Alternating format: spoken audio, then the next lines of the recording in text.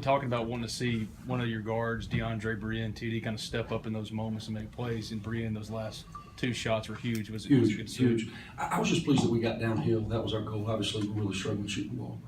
It was 7 for 28 after going 6 for whatever it was, 100 in the last game.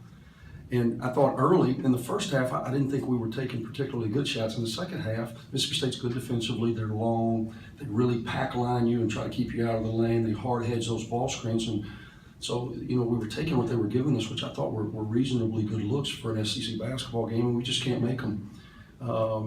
At the end, we just wanted to get our head down, and I was just trying to create an angle for Bree to get downhill, and he made some huge plays. I thought Bruce made a huge play at the basket as well.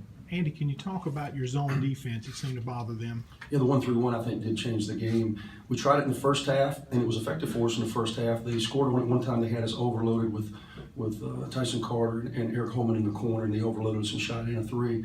And in the second half, we were doing it with a makeshift lineup. We went small. When they went Zay Stapleton at the 4, it was problematic for our bigs. We had foul trouble. So we went small and played Markel a lot at the 4, which put us disjointed in that 1-3-1. Markel very rarely plays the top, and Brien never plays the back. But that's who we had in the game, so we had to adjust. And I thought we played with some energy, which we forced them to try to make jump shots. That has not been really their strength all year.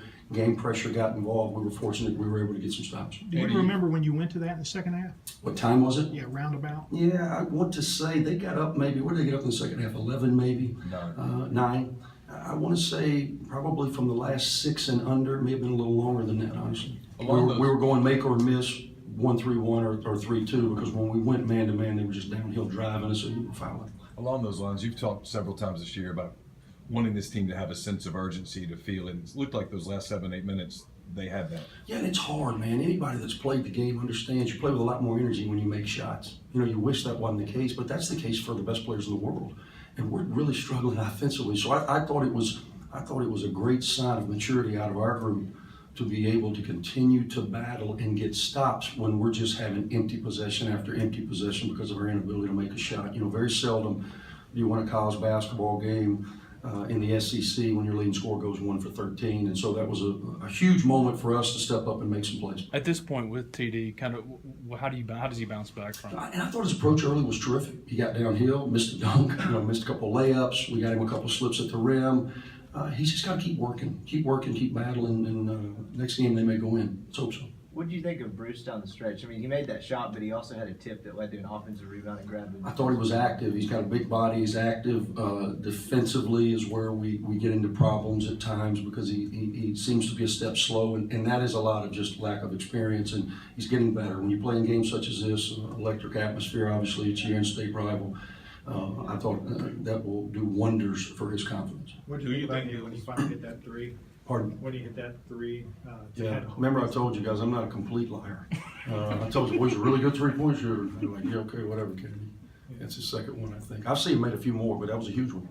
Do you think this is one of the ugliest grind out games you've been playing? I thought it was beautiful, man. when you sit where I sit and you get a win, and you get one against Mississippi State, that's a beautiful win. Along those lines, that's 100 SEC wins for you here. I know you probably haven't had time to reflect on it, but what does that mean to you? Longevity, obviously. I've been here a while. I've been in a lot of games. I say to you guys, the guys that we talk to most every week, you being one, obviously, that I think I've kind of seen it all. But this team kind of showed me some new stuff. Every team has an identity in and of itself, and we're figuring out who we are as a group. I really like the way we're playing defensively. We've come 1,000 miles from our 3 non-conference losses where we were in overtime, where we were giving up 90 points per game, so we're guarding better. And offensively, I know this team has the potential to be a much better shooting team. We don't turn it over. We're making our free throws. We're getting to the offensive glass a little more efficiently. Now we just got to knock down open shots, and I hope that comes. 2-1 now, Andy. What do you think this team's potential is? I don't know, Hugh. I think this. Again, in year 12, and people talk about the SEC top to bottom maybe being as good as it's been in my 12 years, and I would agree with that because the bottom is better.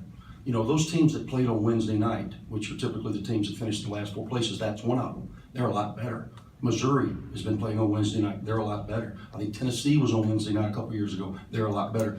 And for us, You know, we've been in the RPI top 100 for all 11 of the years that I've been here. We finished in the top 100. Well, typically, if you trick off opportunities early, you don't have as many late. But as I look at our schedule, we now have 15 league games plus Texas. That's 16 more that are all going to be, the lowest you're going to look at is maybe in the 110s, 120s. Everything else is a quality opportunity. I think Mississippi State was 53 coming in here today. So this will do wonders for our numbers. We've got to, we've got to protect our home court, and we've got to find a way to break through on the road. With Brian, I know you like your point guards to be leaders and everything like that. What's it do for a guy in the locker room just to hit 2 big shots in the final minute? It's huge for him because also it's his personality. He has a leadership quality to him. He's kind of chatty, talks. So it does wonders. But when you're not playing well, it's hard for you to be boisterous. Only coaches can do that. But players just kind of get silent when they're not playing well. So it's so good for him to put together back-to-back good games because I need his voice on that court.